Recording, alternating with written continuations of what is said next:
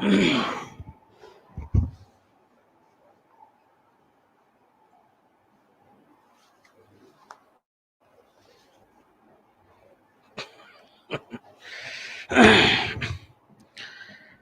باللہ من الشیطان الرجیم، بسم اللہ الرحمن الرحیم، الحمد للہ رب العالمین، الصلاۃ والسلام علی اشرف الانبیاء والمرسلین، سیدنا و نبینا و شفیع ذنوبنا بالقاسم محمد، اللہم صل علی محمد وعلی آلہ الطیبین الطاہرین المعصومین المظلومین المنتخبین المنتجبین ولعنت اللہ علی اعدائہم اجمعین، اما بعد فقد قال اللہ تبارک و تعالی فی کتابہ المجید وقولہ الحق، بسم اللہ الرحمن الرحیم، فکان قاب قوسین او ادنی۔ صلوات پڑھ دو محمد و آل محمد پر۔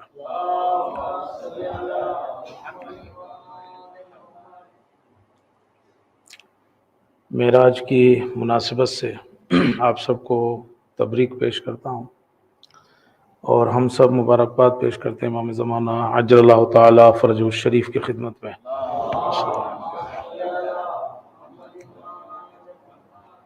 قرآن مجید میں دو جگہ معراج کا ذکر ہے، ایک سورہ اسراء میں جو بڑی مشہور آیت ہے، سبحان الذی اسریٰ بعبدہ لیلا من المسجد الحرام الی المسجد الاقصی۔ تو اس میں جو زمین کا سفر ہے مکے سے مسجد اقصی تک، اس کا ذکر ہوا ہے، سبحان الذی۔ اور دوسرا ذکر جو ہے وہ سورہ والنجم میں ہے، کان قاب قوسین او ادنی، دنا فتدلی فکان قاب قوسین او ادنی۔ یعنی کہ یہ وہ سفر تھا کہ جو مسجد اقصی سے شروع ہوا اور پھر آسمانوں تک جو ہے وہ گیا، اور اتنا نزدیک ہوا، دنا فتدلی، بہت نزدیک ہو گیا۔ کس طرح؟ فکان قاب قوسین او ادنی، یہ تیر کمان کے درمیان کا جو فاصلہ ہے اتنا کم جو ہے وہ ہو گیا، یعنی اتنے نزدیک ہو گئے اس وقت۔ تو رسول اکرم کا یہ سفر جو آسمان کا سفر تھا، وہ اللہ نے ان کو بلایا لِنُرِیَہُ مِنْ آیاتنا، تاکہ ان کو اپنی نشانیاں جو ہیں وہ دکھائے۔ تو ظاہر سی بات ہے، جب بلایا تھا نشانیاں دکھانے کے لیے، تو آپ کو پھر جو ہے وہ اس کا سفر کرایا آسمانوں کا، اور پھر اس میں جنت و جہنم دکھائی، ملائکہ دکھائے، اور یہ ساری چیزیں، نبیوں سے ملاقات ہوئی، یہ ساری چیزیں ہوئی۔ اب ظاہر سی بات ہے، اللہ کی مہمانی تھی، اللہ میزبان ہے اور رسول اکرم جو ہے وہ مہمان ہے، تو سب کچھ دکھا بھی دیا، کھلا ولا بھی دیا۔ چونکہ بہرحال درخت طوبہ کے پاس گئے، یہ تو نہیں ہو سکتا نا کہ صرف بلایا ہو اور کھلایا پلایا بھی نہ ہو، تو کھلایا پلایا بھی۔ دستور دنیا بھی ہے، اور شاید دستور اللہ بھی ہو کہ چلتے ہوئے آدمی کو گفٹ بھی دیا جائے کہ بھائی صاحب، اور پھر بلایا اس نے تھا تو گفٹ بھی اس کے جو ہے وہ ہونا چاہیے تھا، اور وہ گفٹ جو ہے وہ اللہ نے دیے ہیں رسول اکرم کو، وہ تحفے اور تحائف جو ہیں وہ دیے ہیں۔ رسول اکرم سے پوچھا گیا معراج کے بعد کہ یا رسول اللہ، اللہ نے جو تحفے دیے ہیں آپ کو وہ کیا ہیں؟ تو رسول اکرم نے مختلف جگہوں پر مختلف چیزوں کا ذکر کیا ہے۔ ان میں سے ایک اہم ترین تحفہ اور گفٹ جو اللہ نے رسول اکرم کو دیا ہے، وہ ہے نماز پنجگانہ۔ انسان کے لیے، یعنی امت محمدی کے لیے واجب نمازیں جو ہیں وہ دی ہیں، نماز یومیہ، دن میں 5 نمازیں جو ہیں وہ دی ہیں۔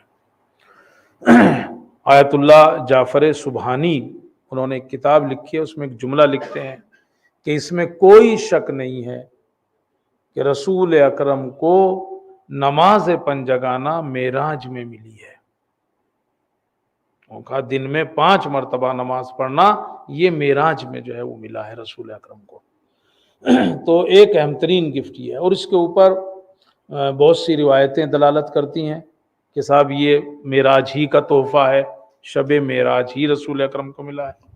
شیخ کلینی نے بڑی لمبی ایک روایت لکھی ہے، میں اس کا خلاصہ کی دیتا ہوں کہ جب رسول اکرم شب معراج آسمانوں کی سیر کرنے کے بعد اللہ کے نزدیک پہنچے، دنا فدد اللہ والی بات، تو اس وقت حکم ہوا یا رسول اللہ عرش کے نیچے جو ہے وہ ایک چشمہ ہے پانی کا، اور اس چشمے کا نام، پانی کے اس چشمے کا نام ہے سواد۔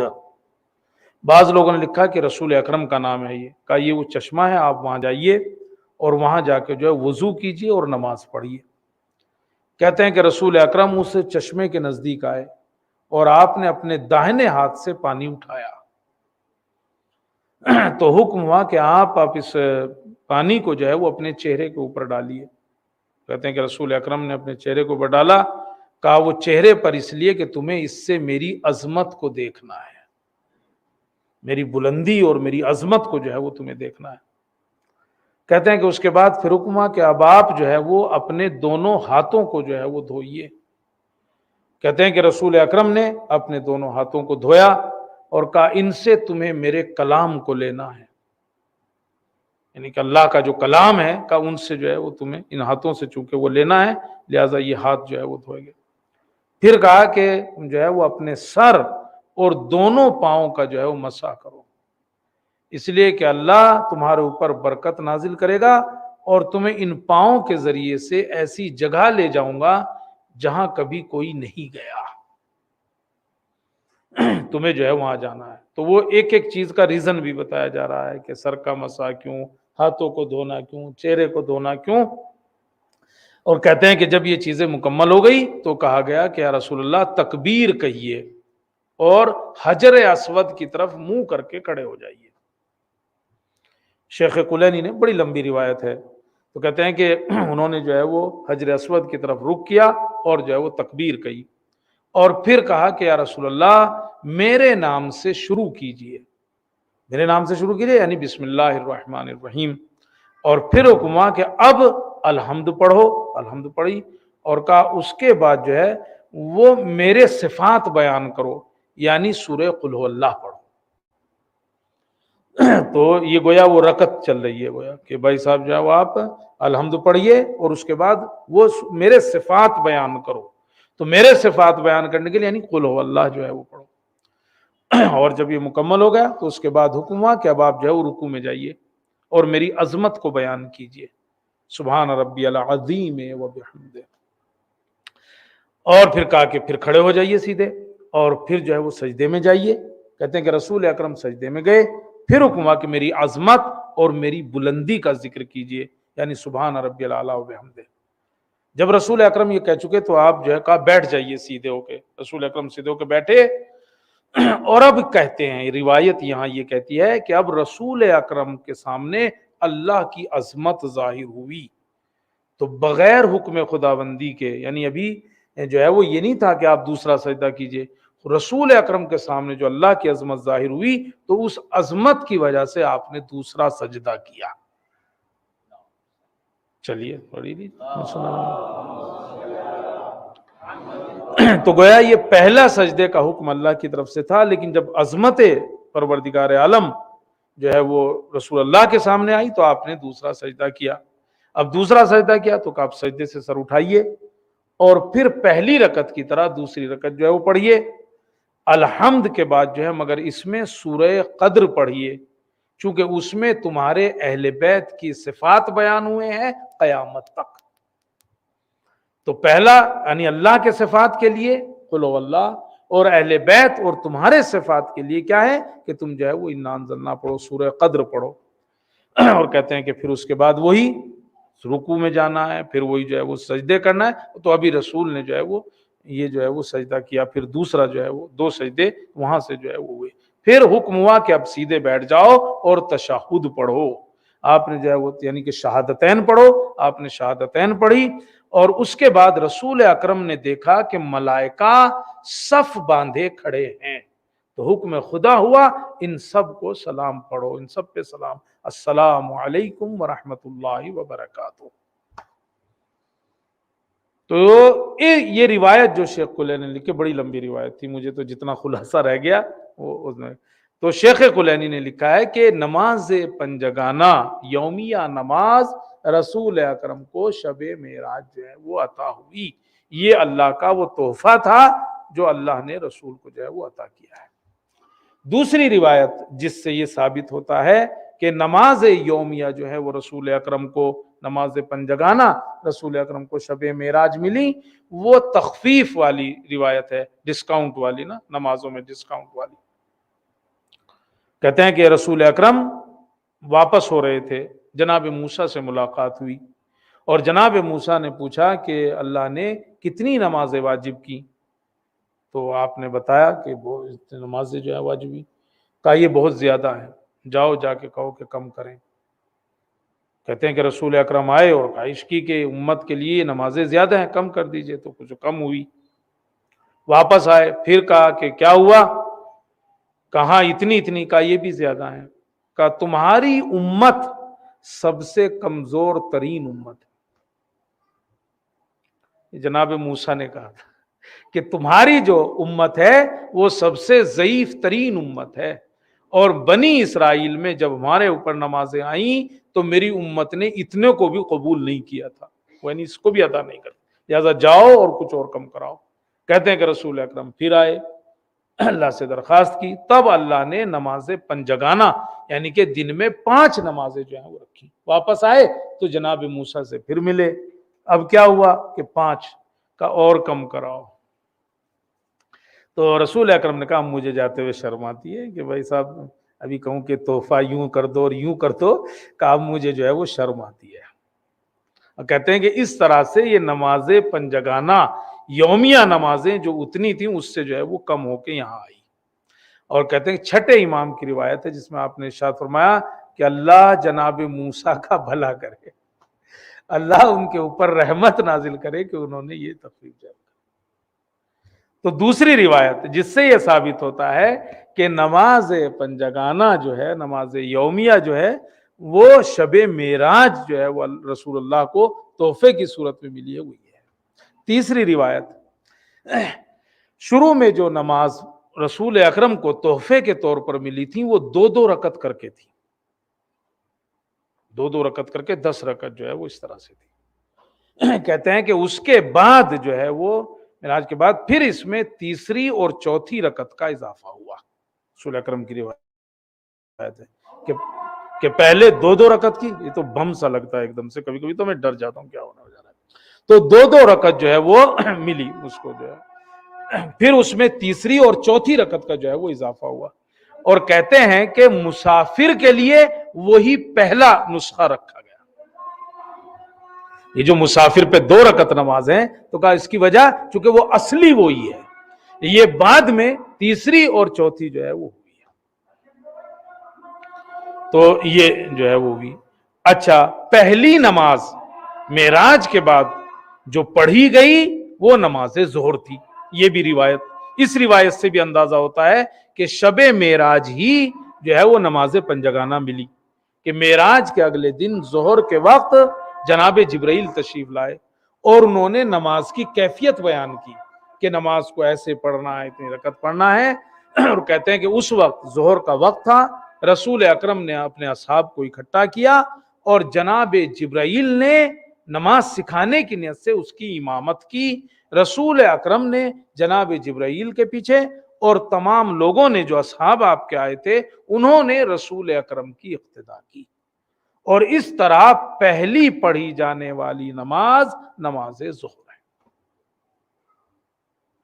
تو شب معراج کا ایک اہم ترین تحفہ جو رسول اکرم کو ملا وہ نماز پنجگانہ ہے، یومیہ نماز ہے۔ یہاں ذہن میں ایک سوال آتا ہے، اور وہ یہ ہے کہ اگر یہ نماز شب معراج ملی تو اس سے پہلے جو رسول نماز پڑھتے تھے وہ کیا تھی؟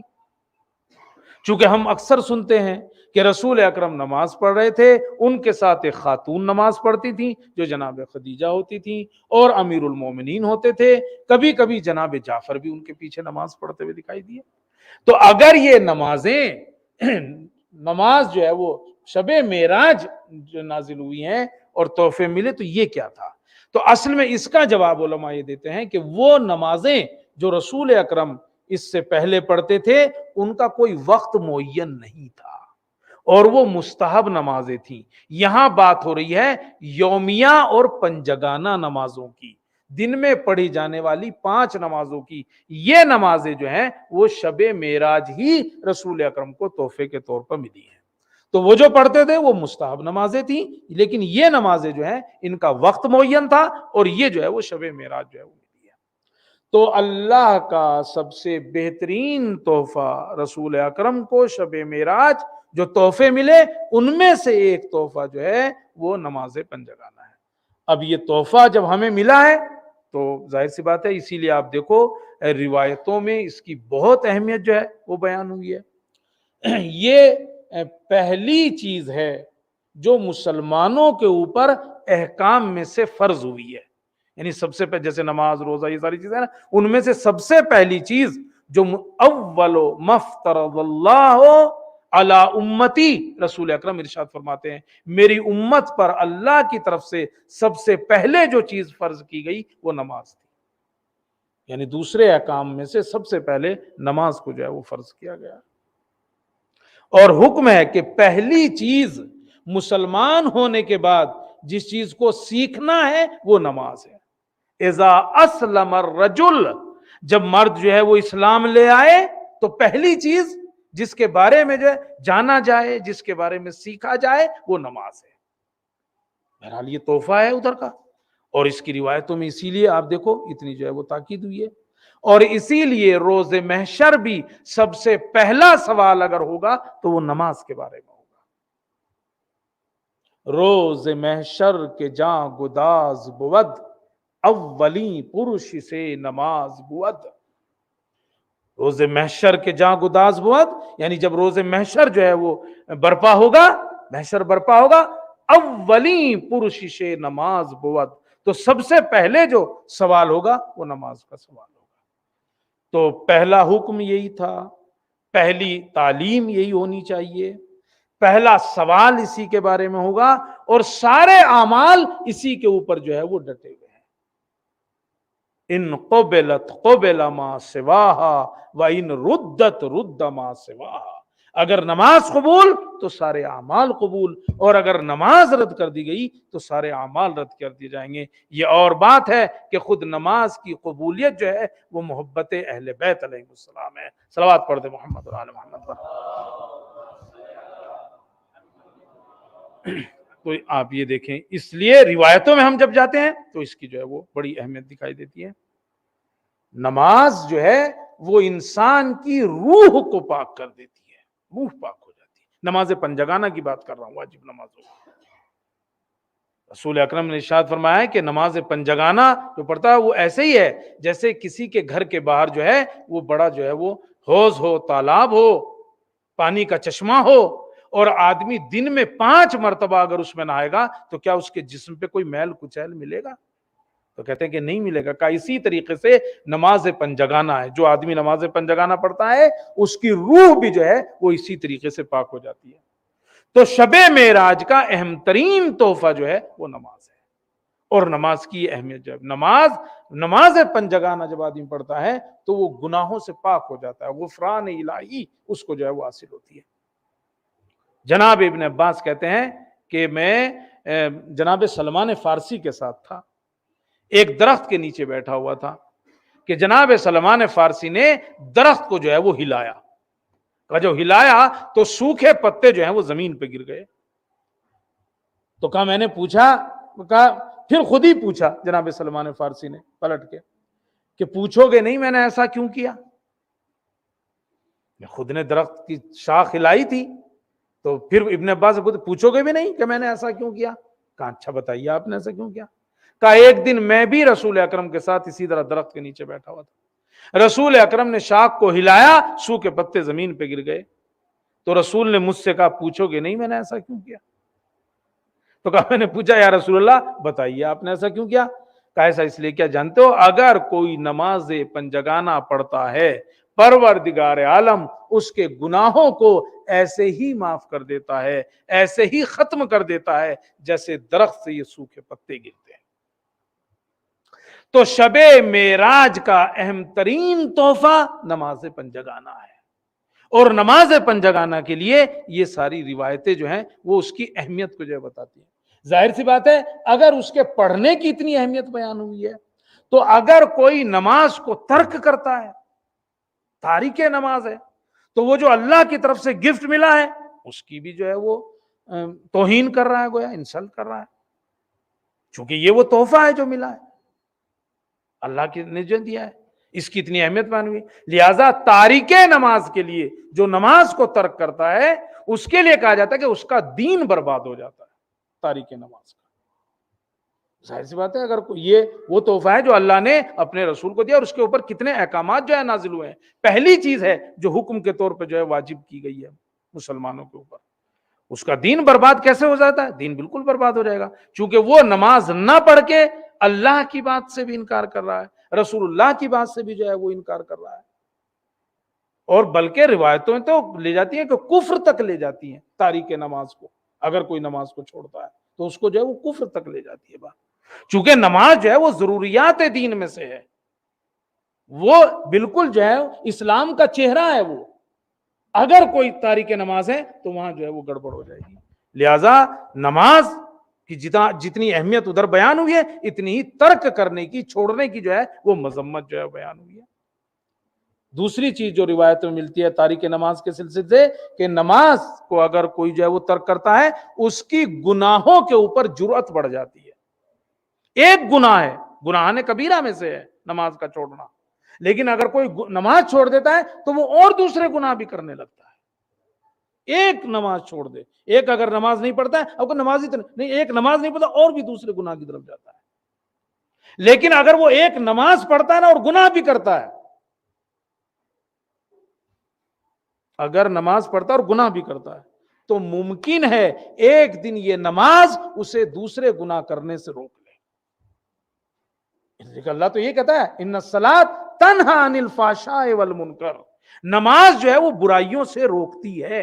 تو اگر کوئی نماز پڑھتا ہے اور گناہ بھی کرتا ہے تو یہ ممکن ہے کہ یہ نماز ایک دن جو ہے اسے گناہ کرنے سے رسول اکرم کے پاس ایک جب شخص آیا اور اس نے آ کے کہا کہ یا رسول اللہ، یہ جوان جو ہے وہ چوری بھی کرتا ہے اور نماز بھی پڑھتا ہے، یہ چوری بھی کرتا ہے اور نماز بھی پڑھتا ہے۔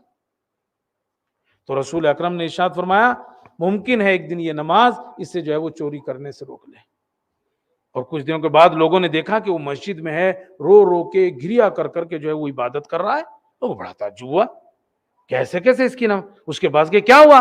اس نے کہا میں نے اپنے گناہ سے توبہ کر لی، جو مال میرے پاس تھا اور جس کا تھا وہ میں نے واپس کر دیا، اور اب میں مسجد میں بیٹھ کے عبادت کر رہا ہوں تاکہ لقمہ حرام کی وجہ سے جو میرے بدن کے اوپر گوشت آیا ہے وہ گھل کے پانی ہو جائے، گھل کے جو پانی ہو جائے۔ تو آپ نے دیکھا وہ نماز پڑھتا، اگر چوری بھی کرتا تھا، لیکن نماز نے ایک دن اسے کہاں پہنچایا؟ اس گناہ سے جو ہے وہ روک لیا۔ تو نماز نہ پڑھنا دوسرے گناہوں کے اوپر جو ہے وہ جرأت دلاتا ہے آدمی کو، دوسرے گناہ بھی کرنے، لیکن اگر نماز پڑھتا تو ممکن ہے کہ دوسرے گناہ سے رک جائے۔ تیسری چیز جو روایتوں میں بیان ہوئی ہے، ایسا آدمی تارک نماز، سوسائٹی میں لوگ اس سے نفرت کرتے ہیں۔ مگر میں نے سوچا جب یہ پڑھا کہ یہ اس زمانے کی بات کر رہے ہوں گے، رسول اکرم کی حدیث جو ہے اس زمانے کی بات ہے کہ تارک نماز سے نفرت کرتے ہیں لوگ۔ آج کہاں نفرت کرتے ہیں؟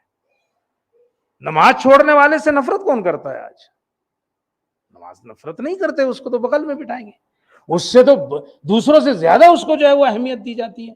تو تارک نماز، لیکن حدیث یہ کہتی ہے، اس کا مطلب یہ ہے کہ امر بالمعروف اور نہی عن المنکر کے کام جو ہے وہ کرنا ہے، اور اس کا پہلا درجہ ہی یہ ہے کہ ایسے آدمی کو کم سے کم کہا جائے اس کو کہ بھائی، ایسے آدمی کو کہا جائے، اس کو احساس دلایا جائے کہ بھائی اگر ہم تم سے دوری کر رہے ہیں تو اس کی وجہ یہ ہے کہ تم تارک نماز ہو۔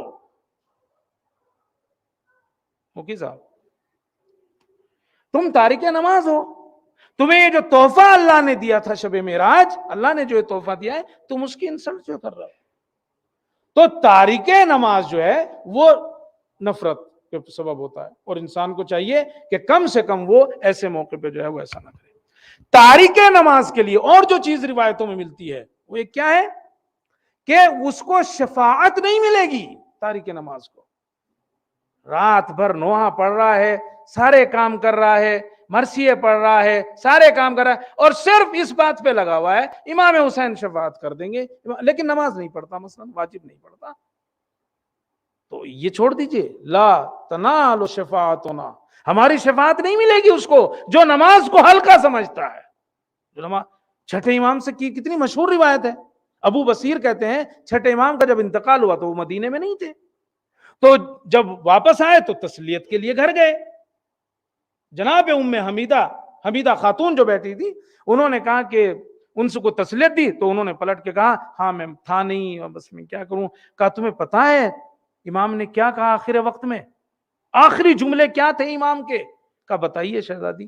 تو کہا آپ نے بتایا کہ جب آپ کا بالکل آخر وقت تھا، کبھی آنکھیں بند کر رہے تھے کبھی کھول رہے تھے، یعنی آخر وقت میں تھا.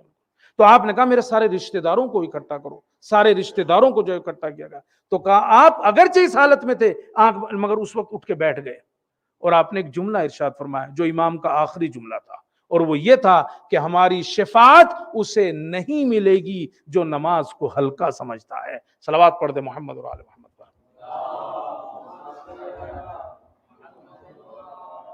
تو یہ شب معراج کا تحفہ ہے، صرف کیک اور کافی تھوڑا یہ معراج کی. معراج کی صرف کیک اور کافی نہیں ہے. معراج اب یہ اب اللہ کا بہت بڑا کرم ہے، میں ہر سال سوچتا ہوں کیا پڑھوں گا اگلے سال. کبھی کبھی ایسی باتیں بھی آ جاتی ہیں ذہن میں کہ یہ بھی پڑھو، ایسی حدیث خود ہی سامنے ڈال دیتا ہے اللہ کہ یہ بھی ڈال دو. تو میں نے کہا چلو تھوڑا کیک کو اور کافی کو کڑوا کیا جائے، میٹھے کیک اور کافی کو تھوڑا کڑوا کیا جائے. تو یہ معراج کا اہم ترین تحفہ ہے جو شب معراج. نماز، میں مستحب نمازوں کی بات نہیں کر رہا ہوں اور کرتا بھی نہیں ہوں مستحب نمازوں کی بات. مجھ سے تو کوئی آگے کہتا ہے نا کہ مستحب نماز، ارے بھائی تو واجب پڑھ لے، خدا کے لیے ہمیں معاف کر، تو صرف واجب پڑھ لے، ٹائم پہ پڑھ لے واجب.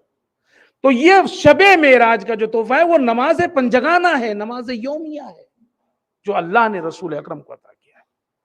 اسی لیے روایتوں میں اتنی تاکید آئی ہے، اور جو نماز کو ترک کرتا ہے اس کی مذمت ہوئی ہے. اب پڑھے کیسے نماز؟ یہ جو تحفہ اللہ نے دیا ہے اس کی رسپیکٹ کیسے کریں اس تحفے کی؟ آپ جب کسی کو کوئی تحفہ دیتے ہو امید کرتے ہو نا کہ وہ اس کا استعمال کرے. یہ اچھا سا جبہ لے کے آؤ، آپ سوچتے ہو، آپ کبھی کوئی سوچتے ہو کہ خوشحالی میں پہن کے آئیں، مثلا چونکہ آپ لائے ہو، بڑی محبت سے لائے ہو، اور میں کرتا بھی ہوں، خاص طور سے پہن لیتا ہوں اس کو خوشحالی وغیرہ کو اگر فٹ ہو رہا ہے. چونکہ ابھی جو لاتا ہے کبھی کبھی ہو سکتا ہے وہ فٹ نہیں ہوتا ہے، اس لیے مجبوری ہو جاتی ہے. تو اب وہ جو تحفہ ملا ہے معراج کا یومیہ نمازوں کی صورت میں، اس کو ادائیگی کیسے ہو اس کی؟ تو پہلی چیز کیا ہے آداب میں سے؟ اول وقت پڑھو بھائی اس کو. وہ جو تحفہ اللہ نے دیا ہے شب معراج، اسے اول وقت پڑھو. اس کا سب سے پہلی رسپیکٹ یہی ہے کہ اسے اول وقت پڑھا جائے. ابراہیم بن موسیٰ وہ کہتے ہیں کہ 8ویں امام کے کچھ مہمان آ رہے تھے، ہم استقبال کے لیے نکلے، اتنے میں نماز ظہر کا وقت ہو گیا.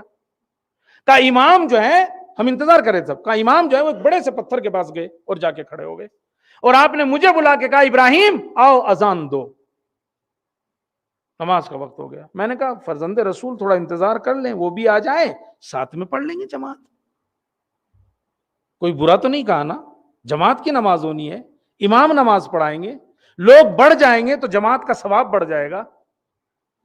اس لیے کہ یہاں تو آدمیوں کے حساب سے بڑھتا ہے، مگر امام نے کیا کہا؟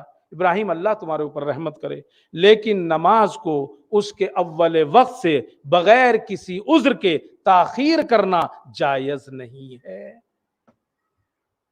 یعنی بغیر کسی عذر کے نماز کو اس کے اول وقت سے تاخیر میں ڈالنا یہ جائز نہیں ہے. تو اس تحفے کی رسپیکٹ کیسے ہو جو شب معراج ملا؟ پہلی چیز یہ کہ اول وقت پہ لوگ اپنے اوپر اپنے کو مجبور کرتے تھے کہ ہم پڑھیں اپنے کو، یعنی کہ کچھ ایسی سزا اپنے شہید رجائی کے لیے ملتا ہے. ان کا ایک دوست کہتا ہے کہ میں گیا ان کے پاس، جو ہے وہ زور کا وقت ہو رہا تھا، اتنے میں کھانا کا وقت، نماز کا وقت ہو گیا. خادم آیا، اس نے کہا کھانا بھی تیار ہے، آپ پہلے کھانا کھا لو ورنہ وہ ٹھنڈا ہو جائے گا، بعد میں نماز پڑھ لینا. تو کہتے ہیں انہوں نے کہا نہیں، میں پہلے نماز پڑھوں گا بعد میں کھانا کھاؤں گا. تو کہتے ہیں کہ پھر انہوں نے مجھ سے کہا، شہید رجائی نے کہتے ہیں پھر مجھ سے کہا کہ میں نے اپنے اوپر عہد کر رکھا ہے کہ پہلے نماز پڑھوں گا بعد میں کھانا کھاؤں گا، اور اگر کبھی اس کے الٹا ہوا تو اس کے بدلے میں اگلے دن روزہ رکھوں گا. ہم تو کہتے ہیں گئے تھے نماز بخشوانے، روزے کے لیے پڑ گئے. تو کہتے ہیں کہ اگر ایسا کیا، پہلے کھانا کھایا، نماز بعد میں پڑھی، تو کہا میں اس کے بدلے میں جو ہے وہ روزہ رکھوں. رسول اکرم ارشاد فرماتے ہیں اگر کوئی اول وقت نماز پڑھتا ہے میں اس کے لیے 3 چیزوں کا ضامن ہوں. اس کی موت میں آسانی ہوگی، غم و پریشانی اس سے جو ہے وہ دور ہوں گی، اور دوزخ سے اسے نجات ملے گی. جناب موسیٰ نے اللہ سے کہا پروردگار اگر کوئی اول وقت نماز پڑھتا ہے اسے کیا دے گا؟ کہ اگر کوئی اول وقت نماز پڑھتا ہے تو میں اس کی ساری حاجت پوری کروں گا. تو پہلی رسپیکٹ کیا ہے اس تحفے کی؟ اس تحفے کی پہلی رسپیکٹ ہے کہ اسے اول وقت ادا کیا جائے، جو اللہ نے رسول اکرم کو شب معراج عطا کیا ہے. دوسری رسپیکٹ اس کی کیا ہے؟ آدمی جب مصلی پہ آ رہا ہے حضور قلب، یعنی صرف اس کا جسم مصلی پر نہ ہو بلکہ اس کی روح بھی مصلی کے اوپر. یہ بہت سخت ہے، اگرچہ بہت سخت ہے. بسم اللہ کے بعد الحمد کی پہلی بھی نہیں ہوتی، پہلا الحمدللہ رب العالمین بھی نہیں ہوتا کہ غائب کا مطلب جسم مصلی پہ ہوتا ہے مگر کہیں کا کہیں ہو جاتا ہے. یہ میں آپ کی بات نہیں کر رہا، میں تو اپنی بھی بات کر رہا ہوں. کہیں کا کہیں جو ہے وہ پہنچ جاتا ہے. اور اس کے لیے بڑی پریکٹس کی ضرورت ہے. بھاگے گا ذہن فوراً روک کے لائیے، بھاگے گا ذہن فوراً اس کو کھینچ کے لائیے. نہیں اس کو روکنا جو ہے وہ پڑے گا. ابو طلحہ اپنے باغ میں نماز پڑھ رہے تھے، نماز پڑھتے ہوئے دیکھا کہ ایک چڑیا جو ہے وہ 2 شاخوں کے بیچ میں پھنسی ہوئی ہے، پڑا رہی ہے. اب سوچنے لگے بچے گی، مرے گی، نکل کے بھاگ جائے گی کہ نہیں بھاگ جائے گی. ساری نماز پڑھ ڈالی، یہی نہیں پتا چلا کیا پڑھا، کتنی پڑھی. رسول اکرم کے صحابی، بزرگ صحابی ابو طلحہ، احساس ہوا یار یہ کیا ہوا. گئے رسول اکرم کے پاس، پورا واقعہ بتایا. رسول اکرم نے افسوس سے ایک طرف دیکھا. جیسے ہی رسول اکرم نے افسوس کہا یا رسول اللہ جس وجہ سے میری نماز کا یہ حال ہوا ہے وہ میں پورا باغ جو ہے وہ راہ خدا میں صدقہ کرتا ہوں. تو حضور قلب بہت ضروری ہے. یہ دوسری رسپیکٹ ہے اس جو ہے وہ تحفے کی جو اللہ نے دی ہے، آدمی کو کرنا چاہیے. تیسری رسپیکٹ یہ ہے اس تحفے کی کہ جلدی جلدی وقت ختم ہو جائے، مکھی سوچ رہے ہیں. تیسری رسپیکٹ اس کی یہ ہے کہ اس کو آرام سے پڑھا جائے، جلدی جلدی نہ پڑھا جائے، بہت جلدی نہ کرے. اس کے جو افعال ہیں اس میں جو پڑھا جاتا ہے اس کو کم سے کم واجب جتنا پڑھا جا رہا ہے اتنا اطمینان سے پڑھ لے. واجب بہت جلدی جلدی نہ کرے. اس میں یہ بالکل یہ والی تو نہ ہو. کم سے کم سبحان ربی الاعلی و بحمدہ یا سبحان ربی العظیم و بحمدہ، یہ تو مکمل طور پہ جو ہے وہ آدمی ایک ہی بار کہہ لے چاہے مگر آرام سے کہہ تو لے اس کے اندر. تو یہ اس کی ایک رسپیکٹ ہے کہ بہت جلدی جلدی. چوتھے امام بیٹھے ہوئے تھے مسجد میں، ایک آدمی آیا اور نماز پٹا نماز پڑھی. آپ دیکھتے رہے. اس نے نماز کے بعد جو ہے وہ ہاتھ اٹھائے اور دعا شروع کی. اچھا نماز چھوٹی، دعا لمبی. اب دعا شروع کی، پروردگار جنت دے، پروردگار جنت میں درجات عطا کر. چونکہ بھائی چھوٹے والا نہ دے دیے، بڑے لمبے بڑا والا درجہ مجھے ملنا چاہیے. اور 4 حور بھی دے. امام نے کہا مہر اتنا سا اور جہیز اتنا سارا. نماز ایسی پڑھی، اچھا مہر اتنا سا اور جہیز جو ہے وہ اتنا سارا. تو اس کے تیسری رسپیکٹ کیا ہے؟ اب میں نمبر بھول گیا، مجھے یاد نہیں آ رہا. اس کی تیسری رسپیکٹ کیا ہے کہ آدمی نماز کو آرام اور سکون کے ساتھ پڑھے، اور خاص طور سے واجب نمازوں کو دھیان رکھے. صحابہ کرام اپنی مستحب نمازوں کو بھی بڑے اطمینان سے پڑھتے تھے. بسر بن عبادہ اور جناب عمار یاسر کو کی رسول اکرم نے ڈیوٹی لگائی کہ صاحب دیکھو کسی سفر سے واپس آ رہے تھے یا جنگ کا کوئی معاملہ تھا کہ آج رات کو تمہاری ڈیوٹی ہے، دھیان رکھنا دشمن کوئی حملہ نہ کر دے. تو پہلے نمبر جو تھا وہ بسر بن عباد کا تھا کہ ان کو ڈیوٹی دینا ہے. جناب عمار جا کے سو گئے. وہ اپنا انہوں نے سوچا میں نماز پڑھنے لگوں، وہ نماز پڑھنے لگے. دشمن نے سوچا کہ دیکھو تو صحیح کچھ ہے، حملہ کرتے ہیں دیکھتے ہیں کچھ کیا ہے. مگر اسے دیکھنا تھا کہ کوئی جاگ تو نہیں رہا یا کوئی ہے تو نہیں. اسے دور سے دکھائی دیا جیسے کوئی سایہ ہے. اسے سوچا پتہ نہیں درخت ہے، کوئی پتھر ہے، کیا ہے. اسے تیر مار کے دیکھتا ہوں. اور بسر نماز پڑھ رہے تھے بیچارے. اس نے تیر مارا تو وہ بسر کو آ کے لگا، مگر آپ بالکل نہیں لے. اس کی سمجھ میں نہیں آیا کہ یہ آدمی ہے کہ واقعاً کوئی درخت ہے. اس نے سوچا دوسرا تیر ماروں. اس نے دوسرا تیر مارا، وہ آپ پھر بھی ایسے ہی کھڑے رہے.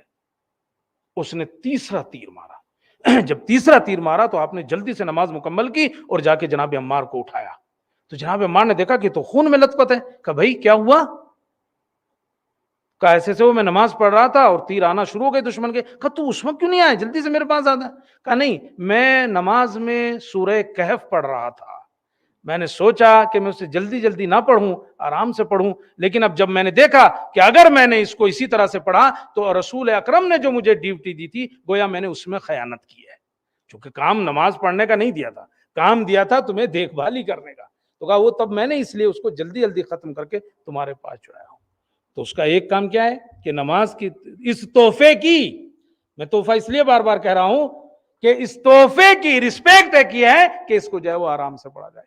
اس تحفے کی ایک رسپیکٹ یہ ہے کہ اسے جماعت سے پڑھنے کی کوشش کرے.